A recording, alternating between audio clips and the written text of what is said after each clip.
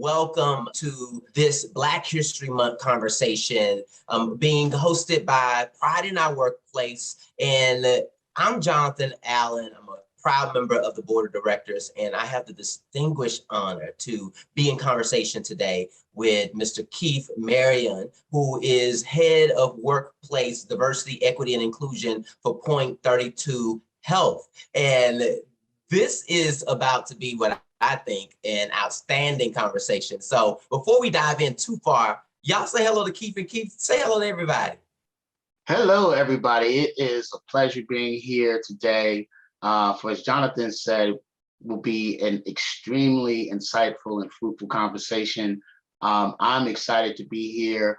Thank you, Pride in Our Workplace, for inviting me to participate in this fantastic opportunity to share, to celebrate Black History Month, and also look at it through a lens of our LGBTQ plus communities here in Boston and abroad.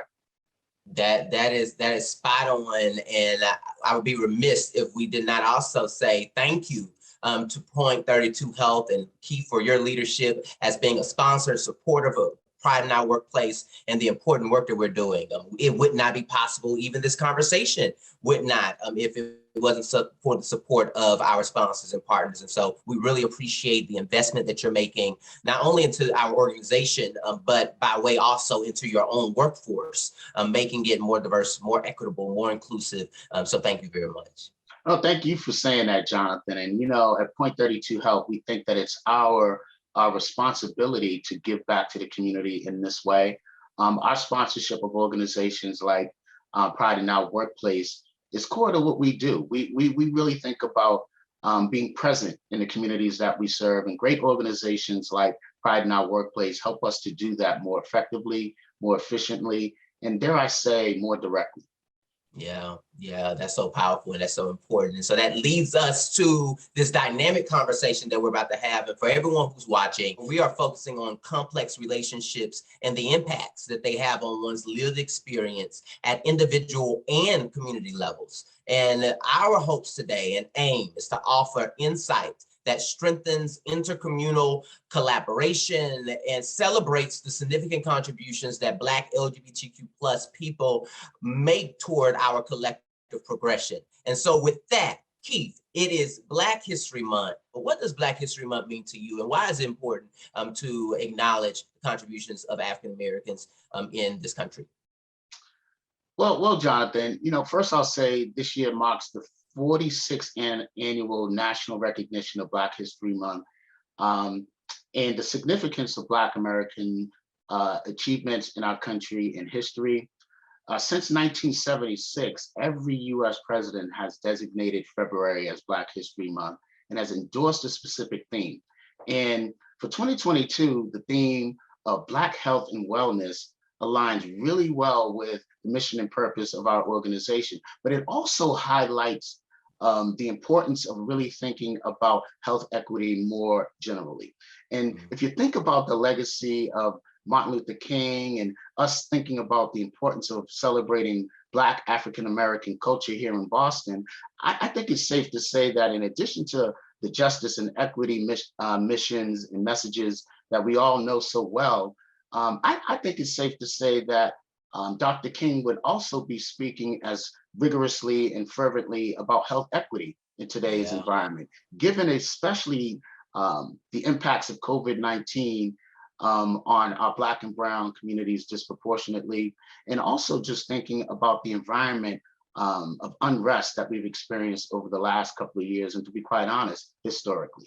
So I think that this is a great opportunity this year to be thinking more broadly about what Black History Month can mean, should mean for all of us more generally, and how we can activate around some of the concepts and principles around being an advocate for change in society. Yeah, I think that's so powerful and so important, and just really thinking of Black History Month as an observance as opposed to simply concentrating all of our efforts during this month. Our efforts must be continuous and year round, but this is a moment and a month in which we get to kind of observe and celebrate certain accomplishments of people in the African American community. But I love the forward thinking reflection that you also rendered about how we continue to evolve our advocacy and the work that we're doing across the board to uplift African American communities, and really, in many ways, not just right the wrongs that have been enacted in our communities, but to build anew and to create those things that we have not even seen be manifested, the level of equity and intentionality that we have not even seen be actualized yet in this country. And I want to pause for a moment because I want to go back and unpack context. And particularly what I mean is, who are you and where are you from?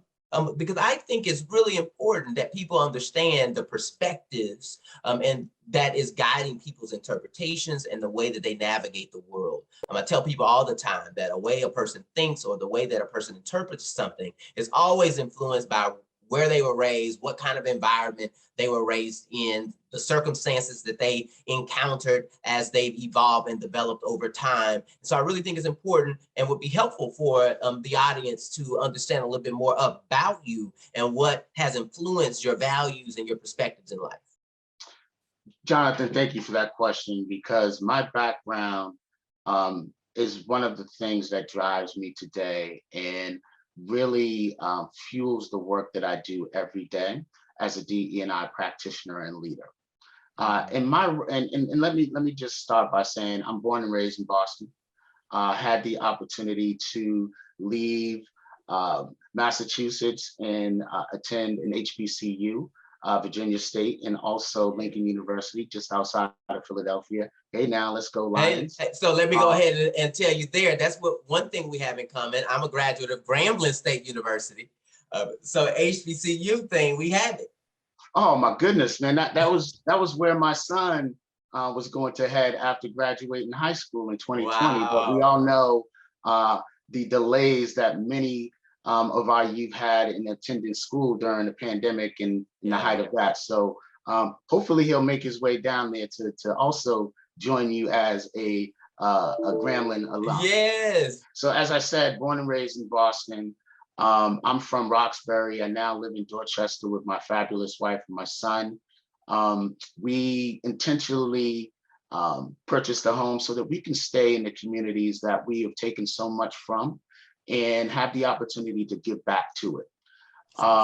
So for me, the work that I do as a leader at Point 32 Health in the DE&I space is a labor of love and an opportunity for me to leverage my organization to help them to be more connected to the community and also selfishly give back to the community that I've taken so much from again. In my role, I'm responsible for helping the organization to identify, develop, and implement DE&I strategies that help to bring to life our core values and catalyze a workplace culture that fosters inclusion, belonging, and equitable experiences for all people and all of our colleagues. I believe that a conscious focus on DE&I is a business imperative, and that we as an organization have a commitment and have a responsibility, a civic and social responsibility to be influential where we conduct business and acknowledge the many differences in our community and step up where we're needed. So for me, that whole framework is one that fuels me and has all my life. And I'll add this as a personal note. I'm a child of the 70s and I grew up in the 80s and 90s at the height of AIDS and the crack epidemic. And, like many, I had people who were touched by both. And growing up, I had a cousin who dealt with a lot of stigmas. He was an LGBTQ plus Black male who contracted AIDS and dealt with stigmas outside of that while trying to get healthcare and services. We had this height of crack epidemic. So he had this dual thing going on where folks were stigmatizing him for being an LGBTQ plus individual, but also stigmatizing him as a drug user, which he wasn't. right? Because intravenous drugs were also prevalent then. Heroin was running rampant in the Boston area, and all of these types of things were happening. And for me, seeing his challenges, seeing this dual impact of stigma being put on him, enlightened me around the importance of having a voice, importance of having structures and framework that support people who are dealing with issues that are not mainstream, but are impacting a great deal of our community. So, you know, for me, seeing that firsthand was my first, I guess, connection with the LGBTQ community experience and some of the challenges with stigmas and really trying to navigate a system that did not want you, did not acknowledge you, was not structured to service and support you. And seeing that firsthand really created this environment for me where we needed to think about some change. So I carry that with me today. My cousin's story, hit the impact that was on him and our family, and it still drives me today in some of the work that we do at Point 32 Health. For instance, we have a great program where we have nurse care managers who are boots on the ground, so to speak, around providing the support that our transgender members and customers and employees and colleagues need to navigate what could be a very complicated healthcare system, and providing that hands-on kind of wrap my arms around you and guide you through what could be a really emotional and trying experience for folks. So very proud of our organization, very proud of what I'm seeing in the healthcare industry around focus on this, around LGBTQ plus health, and really trying to break down some of those barriers and stigmas that we see. That is so profound, so important. And I really appreciate you for reflecting on your own lived and personal experience and connection, even by way of family, to these issues, and particularly thinking about our transgender community, more and more of a need for people like me and you to stand up and not only support them, but to also corral and mobilize other folk in our communities to ensure that we are prioritizing, that we are uplifting our transgender community. I had an incredible conversation with Chastity Bowick, who is the executive director of the Transgender Emergency Fund of Massachusetts, and they're doing extraordinary work. And one of the conversations we began having is the dichotomy and the dynamic, rather, between our straight, cisgendered Black men in our communities, and in comparison to our queer members, and then in light in comparison to our transgender members, and what that experience and relationship is like. And so I want to dive into that with you, because I think more and more it's important that we be having these conversations and be leading these conversations.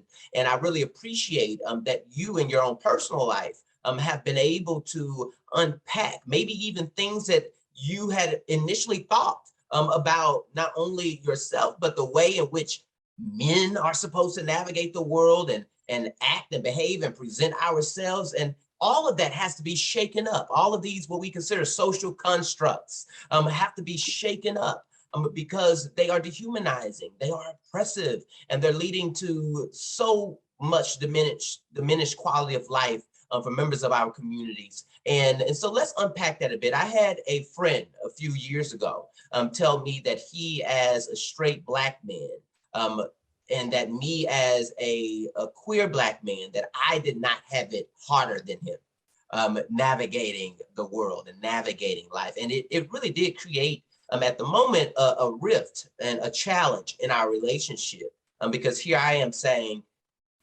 you are clearly clueless to the other things and dynamics that I myself as a queer man have to navigate even within the Black community. And so let's talk about that. What have you experienced? What are you saying to straight Black men about the imperative to listen, learn, and be in solidarity with queer and trans Black folk in particular? Great question, Jonathan. And you know, this is one of the spaces that I am a firm believer in courageous and healthy conversations. And you know, what I say to my friends, my family, my network is it all starts with acknowledging the difference and being willing to have conversations and learn, right? So that's where I start. Like we had this swell of social and civic action last year and the year before with the George Floyd, and you heard people saying, go out and educate yourself, right? In this case, I think the same thing. I think it's important for folks to educate themselves, take the time to learn, take the time to understand and acknowledge the difference, the many differences within our community, in particular, in this case, thinking about LGBTQ difference, right? And you know, what struck me, Jonathan, is something that you said, that your friend said to you, that he has it harder than you. But what that struck in me is that he didn't realize that we're all multiple, right? Like, you're a Black man as well. I'm a Black male as well. I'm a dad. I'm a college graduate. I'm a parent. I'm a leader in an organization. I'm a coach of basketball. Like, all of these things make up who people are, and understanding that we are not, I guess to use a word that's probably used too much, we're not monoliths, right? There's a variety of difference, and there's a wheel of identity that impacts us all. And for me, that comment that this individual that you were engaged with, to your point, was short-sighted. He did not think about the many things that you are, right? And in this case, and you identified as queer in the course of your conversation, he didn't realize that that was an additional lens that makes you who you are and creates another environment that you need to deal with, another way that people see you, another way that people judge you, another way, on top of just being a Black male when you walk into the room, there's this other extra element around your orientation that you now need to deal with, and have people making assumptions, making judgments about who you are without getting to know you. And to my point, that is where we need to spend some time, is not passing judgment, being willing to acknowledge the difference, and being open to empathetic conversations so that you can learn more and understand different perspectives. And Jonathan, I will stress that in any forum, the importance of healthy, courageous conversations, and being empathetic and willing to learn and listen is what I think we need sorely when we're talking about LGBTQ plus in engagement or experiences, but more broadly, just in our engagement as humans and humanity. That is a need that we need desperately. I think that's so important. And what I keep hearing from you is solidarity, right? Solidarity, intentional and committed solidarity. And oftentimes what prevent people from being in solidarity and developing a level of empathy, which I think empathy requires that we spend time with each other in order to develop empathy, is sympathy before then, without having lived in similar shoes and experiences. And so what many people are saying is, we're different. We're not the same. And it's that perspective or view of difference that oftentimes is continuing to perpetuate the divide. So what do you say to people, and certainly as we think about this context of straight folk versus LGBTQ folk, how do you articulate that we're not as different as things have been systematized to seem? Yeah, you know, for me, using that word difference is kind of a catch-all for me, because it has two sides of the coin, right? Like, difference is important to acknowledge it and to honor it in some ways, but it also creates this environment where you have the potential for othering people, right? And you know, I wish there was a different way or an alternate way to talk about difference without that component of othering being part of it. But when I talk to people about difference, I like to lean on this idea of humanity. And to your point, and I love the word that you use, solidarity, you know, and unity. So those are the things that I typically tend to gravitate to when I'm talking about difference. I like to lean on this idea of we're all humans. We're Yeah. all people. We all have chromosomes, right? We all have DNA that's similar, right? We all came from similar backgrounds, regardless of our ethnicity and race, right? So I like to tap into this idea of humanity because it not only brings people to a level playing field, but it also creates this environment where um, the social impacts are not as what I'll call divisive for folks. It brings Mhm. people to a place of commonality. It brings Yeah. people to a place where we can all start to think more collectively about where Mhm. we are as a people, where we are as humans, and how we can work together to move to a place of impactful change. This really brings me and to a point of reflection of when I was in graduate school. I went to Southern Methodist University for my master's of theological studies, and we did a cultural immersion in South Africa. And so we spent some time there studying hope. And I remember we were on a safari, and we saw all of the different animals. And then as we continued on the safari, it started getting dark. And what Mm, we noticed was that animals started coming together. So giraffes and elephants and other types of animals, they kind of were beginning to congregate. And we were like, why are all of the animals all of a sudden starting to come together? And so our driver or guide said, well, the reason why the animals come together when it gets dark is because many of them realize that they have an enemy in common, and that's the lion. And so when it starts to get dark, they come together so that they can form a defense and be prepared for their common enemy. And that's so amazing because throughout the day, they were not as close. But as it got dark, they began to get closer. And I think similarly, racism and sexism and other types of oppressive systems that have been created is our common enemy.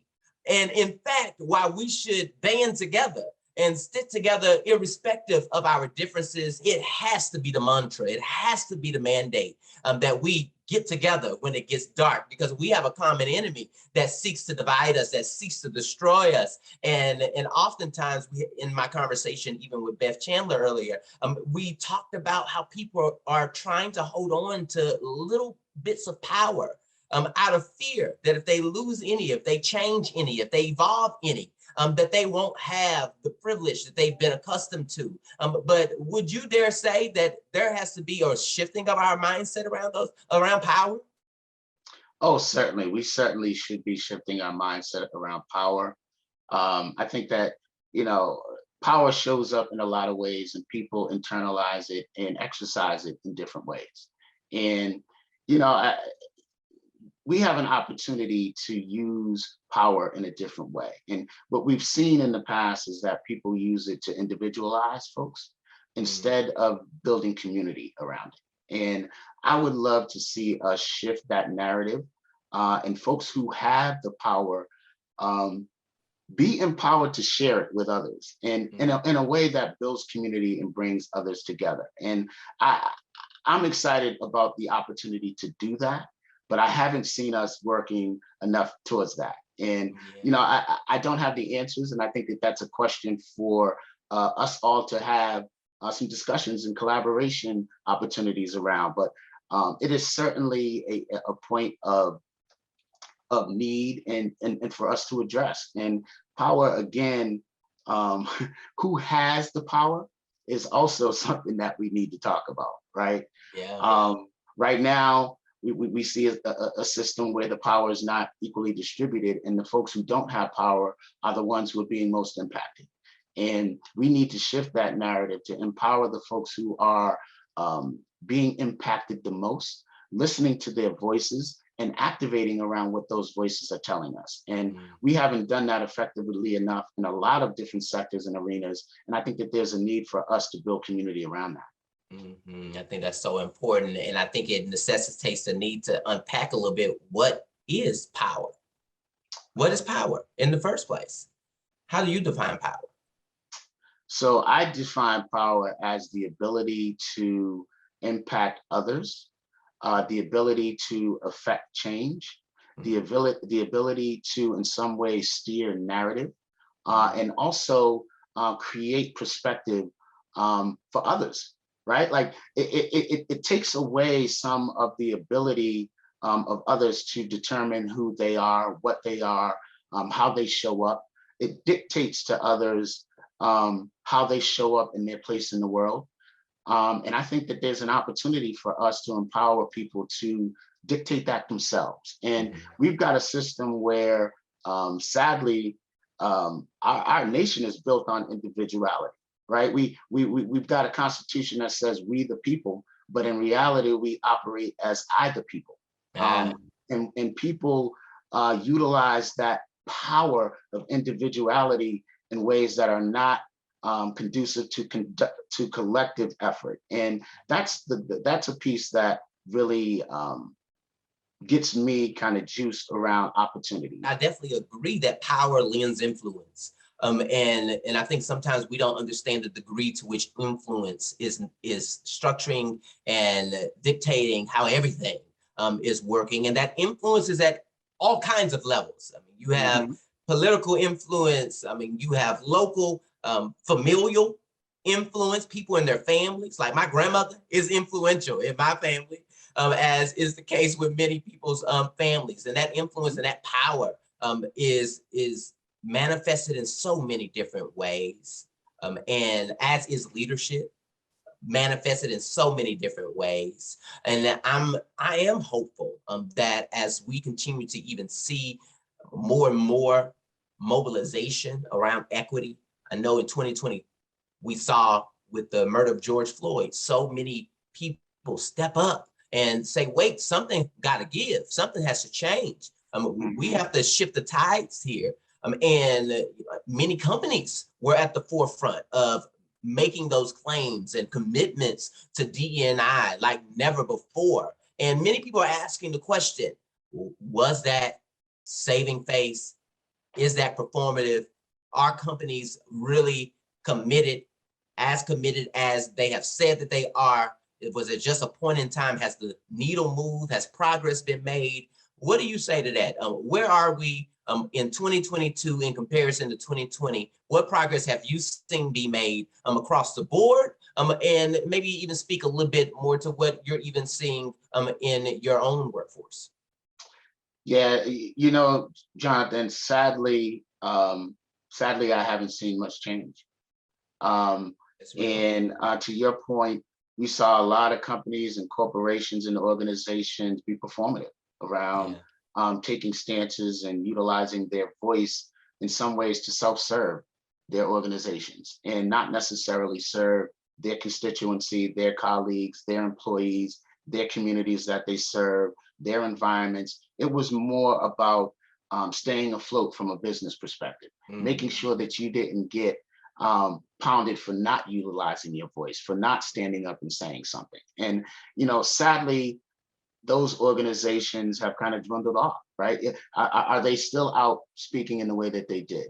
Did they follow up with, hey, we've got a 2-point plan, a 3-point plan to give back to the communities that we serve? In particular, we're going to focus on Black and Brown youth, right? Like, are we seeing that? Are we seeing organizations step up and say, I know it's outside of my corporate business strategy, but I think that violence in our communities is a health concern, that it should be a social determinant of health. We haven't seen that step up. We haven't seen organizations step up to that level. So, for me, I'm left in a place of what's next, Jonathan? Are organizations going to utilize their voice for change, or are they going to utilize their voice for economic growth, for, again, individual impact or individual gain? And that's what I'm seeing still out in our industry and in other industries out there in the marketplace. So I haven't seen enough change that is authentic, that has the follow through, that is really advocating for change, stepping up and doing something impactful. A lot of talk out there, Jonathan, and not a lot of action. And for me, getting back to our point around power, these corporations and associations have a level of power that you and I don't. They have the influence that you and I don't, and they're not using their power for good, so to speak. And I think that there's a big need for us to hold people to the fire around that, right? I would be interested in seeing a list of all of these big Fortune 500 companies who stepped out in front and asking them, what are you doing now? Have you followed up? It's 2 years later. Where are you? Right? Has your boardroom changed? Has your executive leadership team changed? Have you expanded your civic and social engagement and the sponsorship opportunities? Are you putting your money where your mouth is? You see some organizations step out and say, hey, we're going to be more directed around our supplier inclusion efforts. We're going to do more business with minority-owned business enterprises. We're going to put some stakes in the ground and spend money in places we haven't traditionally. That's great. That helps as well. But I challenge organizations to take a step further and think about their underlying investments for their organizations. Are you utilizing minority investment firms, right, to manage your investments? Are you utilizing minority-owned brokers and dealers to help you grow your business, right? So those are the next steps to that wallet piece that I'd like to see organizations consider, right? And really expanding and thinking about the core pieces of economic equity that we need to be thinking about, right? My new CEO, Kane Hayes, says you got to put your head, heart, and wallet behind things. And I firmly believe that. That's an easy way for you to conceptualize the need out there. Head, heart, and wallet, right? You got to be thinking about change. You got to be thinking about the importance of D&I, about the difference is in our communities and how we can serve them better. And you got to put your wallet behind it as well, and your heart behind it, right? That's what we're missing. We've got folks who are willing to put their head and talk a lot. They got their wallets out as well, throwing money at things, but you don't see the heart. You don't see the commitment. You don't see the follow through. And that's the piece that I am most in tune to, and that I would love to see organizations, associations, individuals follow through with. The heart part of that head, heart, and wallet. That's so key. The heart, the heart, the heart. And oftentimes when we're thinking about the professional sphere or the workforce, the workplace, we don't like to talk enough about the heart and emotions. As a matter of fact, we tell people to leave their hearts at home and come to work with their business hat on or their professional hat on. But in fact, people run corporations, and for corporations and systems to run effectively and equitably, they have to be led not only with head and money, but they have to be led with the heart. And I think that's so key. And that has to be the crux. And I think companies have to invest in more hard work as opposed to their business strategy, but also seeing how hard work is absolutely connected to driving more effective workforces and teams. Absolutely.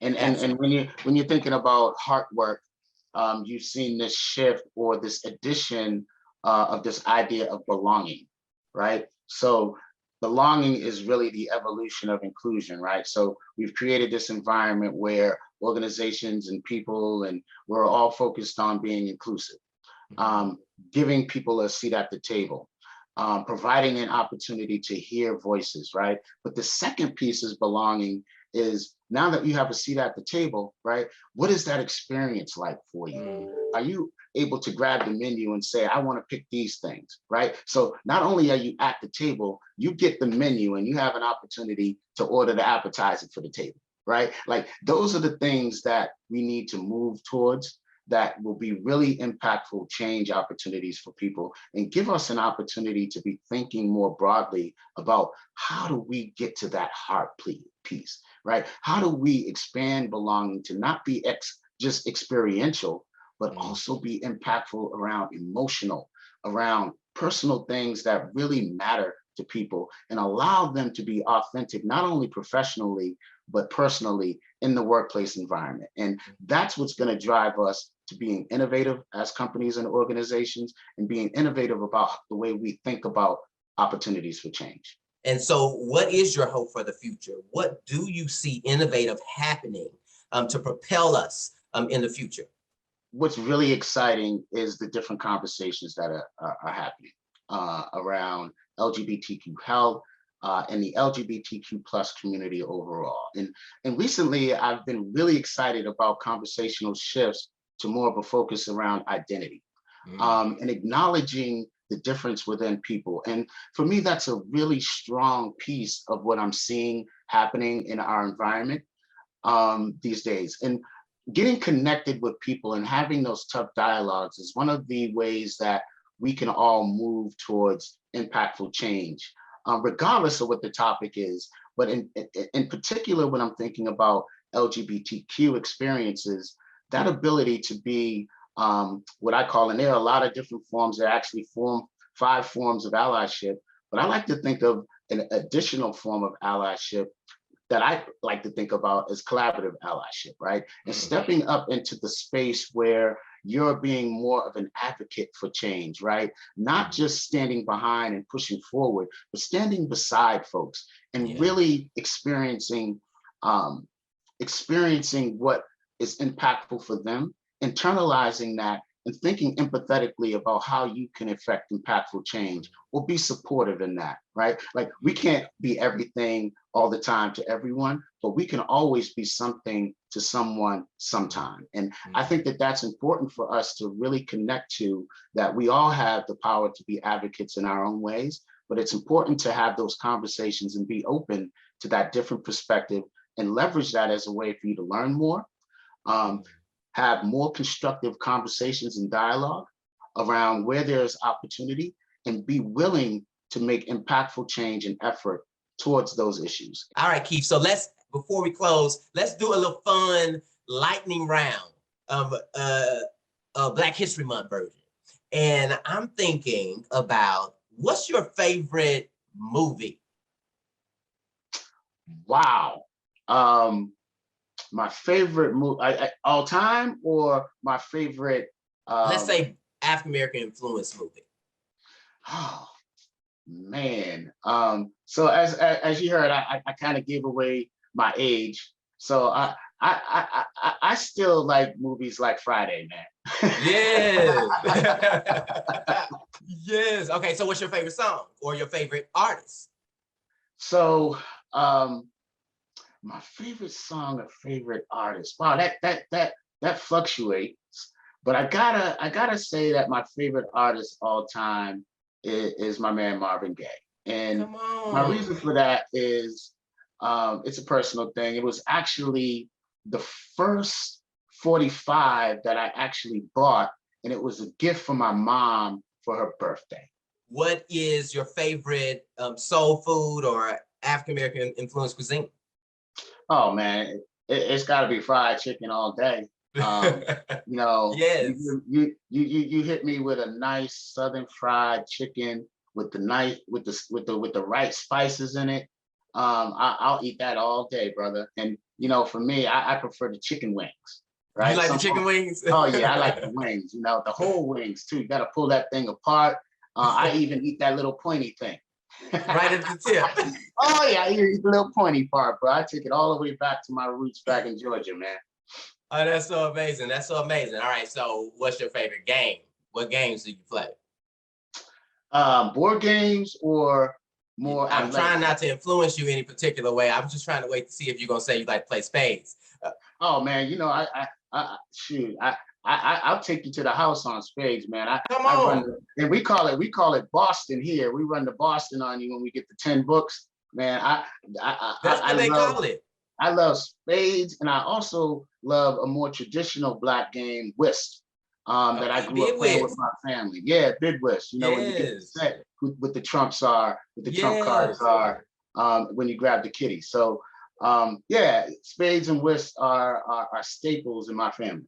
That's so awesome. I first learned whist from Justice Geraldine Hines, who was on the Massachusetts Supreme Judicial Court. I interned for her when I was in law school, and so she's a great mentor and taught me how to play bid whist. And so that was an extraordinary experience. But talking about spades, why do I run into too many people in Boston who say they don't know how to play spades?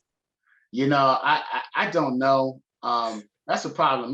Maybe we need to start a spades group or something to get more people Something. engaged, because that is like a staple in most Black cultures or environments. And I know we had spades games going all over the place on my campus at Lincoln University. You know, Yeah. that was what we did, brother, to build community and get to know each other and spend time with each other. So maybe we need to do some work around that. We're gonna get together. We're gonna get together. Maybe Point 32 Health can sponsor a spades tournament of some sort to do some Oh, community building. oh man, I'm writing Write that that down down. right now. I'm writing that down. Yeah, let's get together on that. I think that could be dynamic and a very innovative approach to building community. I think oftentimes people don't understand the extent to which things like games and cultural connections really do help build community and bring us together across our different backgrounds. So I really, really appreciate games like spades and people like Marvin Gaye and Janet Jackson and Anita Baker. All of these people and all of these different cultural references that really help make us who we are and bring us together. It's such a beautiful thing.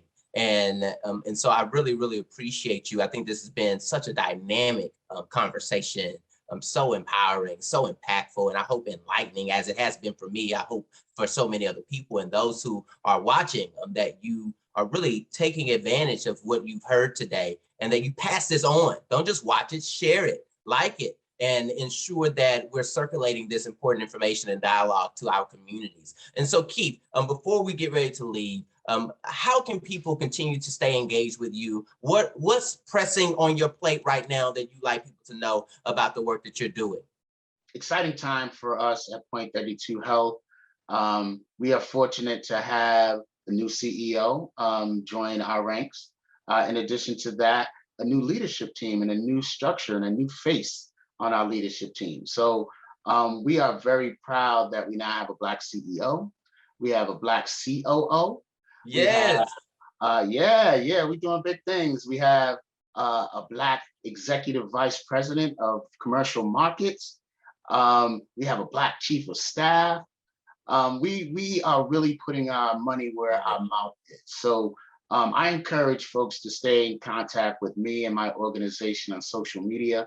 We've got some great stuff out there for Black History Month right now, where you get to actually hear directly from our leaders, some of the leaders that I just mentioned, directly from them around the importance of Black History Month, but more importantly, the role that we all can play as Black folks, as allies, to help further our mission of humanity. And congratulations to Point 32 Health on really leading, practicing what you preach, and all of the leadership, the diverse leadership that is rising up. And congratulations as we even celebrate leaders like you, Keith, honoring you as certainly a figure in our communities that's making tremendous inroads and significant impact. We salute you, sir. We appreciate you for all that you do. And on behalf of Pride in Our Workplace, thank you so much for your leadership. Thank you so much for your investment in the work that we do. And we are thrilled and honored to be doing this work alongside organizations like